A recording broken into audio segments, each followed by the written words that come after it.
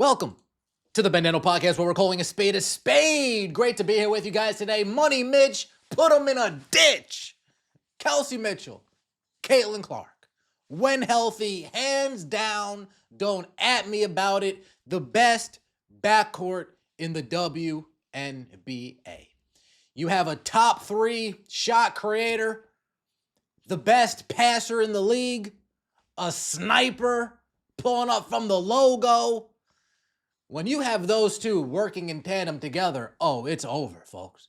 It's over. We saw it the back half of Caitlin Clark's rookie season. When those two are on and cracking, nothing can beat this Indiana Fever team. Unfortunately, Caitlin Clark was injured for most this past season, so we didn't get to see it. We were robbed of that experience. But what we did get, we got Kelsey Mitchell putting the team on her back and carrying them to the playoffs, putting the team on the back and almost carrying them to the finals, pushing Las Vegas Aces to the brink. We saw that.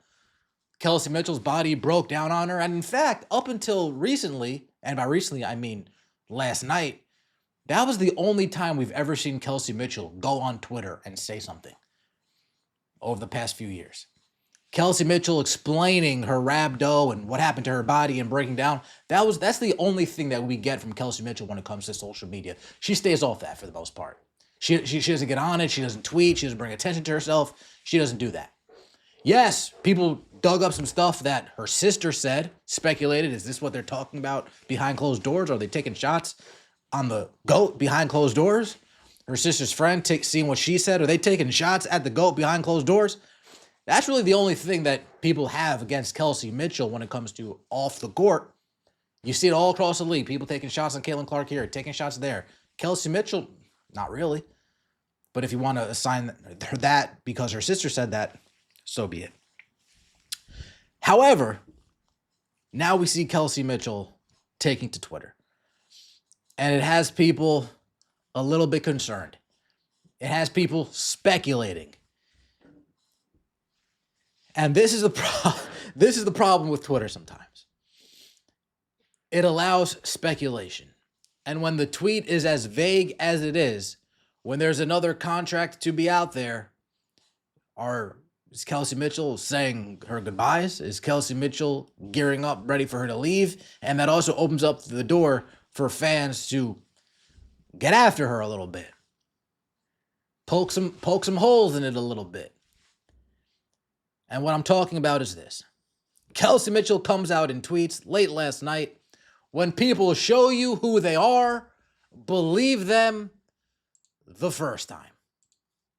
And the first comment is this.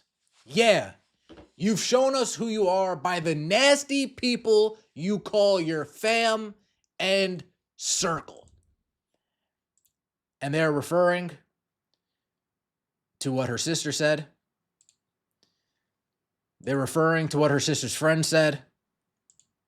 They're referring to the nasty things going after Caitlin Clark from her sister and her inner circle.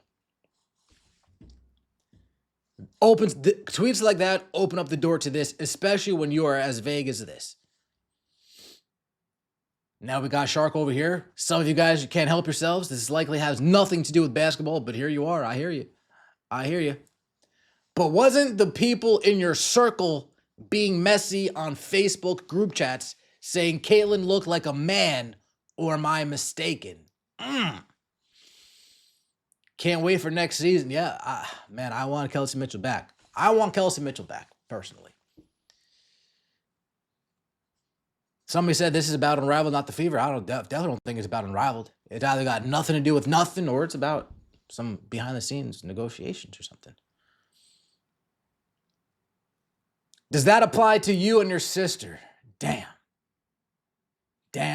You speaking about yourself? Your nasties? Oh, goodness gracious. Now, Phoenix has a great point here. Yup, WNBA has shown people who they are. Absolutely. Can we apply that to the rest of the league? Because by and large, the rest of the league, they show us who they are, and they're nasty people. They've shown us who they are, and they are jealous ladies. They've shown us who they are, and they are hateful and spiteful. Which is why most of them are unlikable. Which is why the league hasn't really popped off in more than 2 decades, which is why they've never really had a face of the league. They've had people who they've called the face, but they never had somebody that parades on Front Street, goes out in Times Square, and everybody says, oh my God, it's Caitlin Clark.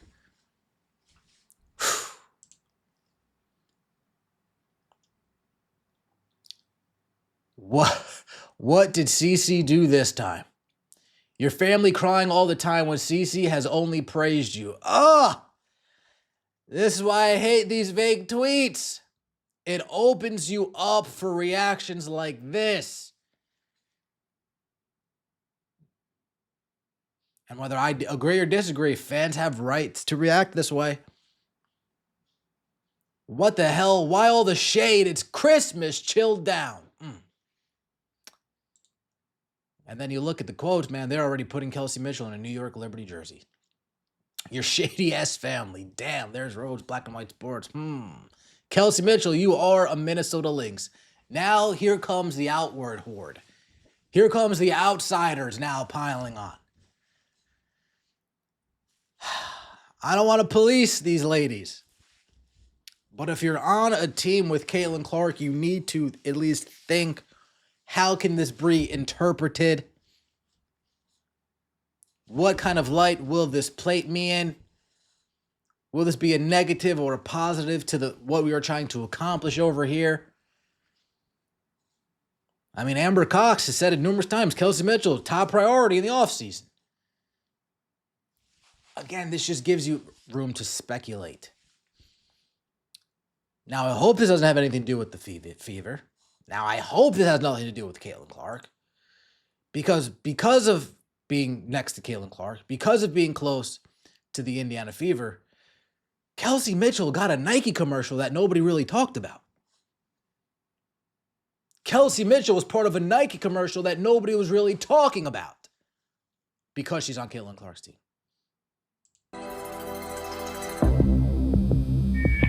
We've detected unique psychic abilities in elite athletes. Is that what this is for? Focus.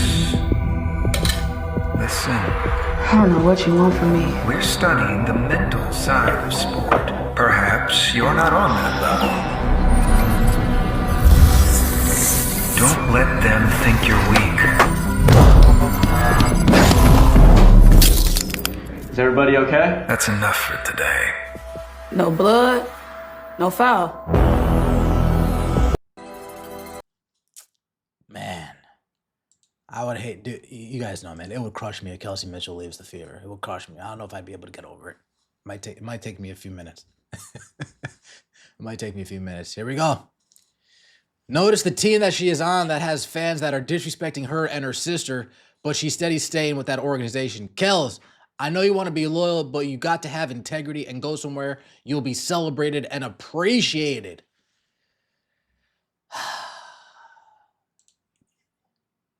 You hate to see it. Ridiculous. Yeah. When people show you who they are, believe them the first time.